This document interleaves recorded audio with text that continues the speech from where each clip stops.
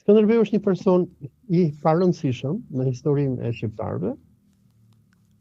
por me krijimin e Shqipërisë nga fuqitë evropiane dhe më saktë me projektin e shqiptarizmit që austro-hungarezët do të nisin në 1890-ën, pas Kongresit të Berlinit,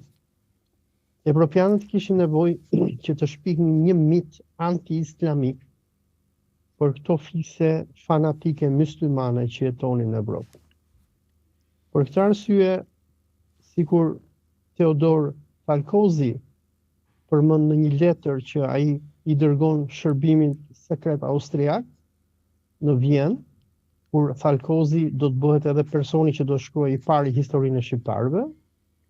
ai i propozon Vjenës që hero për këto fiset myslimane që ishin në Ballkan të ngrejnë mitin e një luftëtari që kishte luftuar në shekullin e 15 kundër Sultan Mehmetit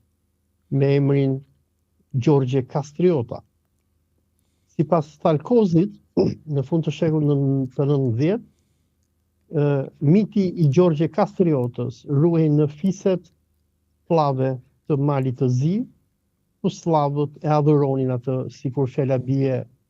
ortodoksët e Elbasanit adhurojnë Shën Vladimirin. Dhe Falkozi thot me qënë se ky ka luftuar në këto territore ku janë këta myslimanët sot, ne duhet që ta projektojmë këtë person si heroin e këtyre fiseve, në mënyrë që këta të ndërtojnë një identitet ndryshe nga turqit. Megjithë se austriakët do të jenë të parët që do ta ngrejnë idhullin e Skënderbeut,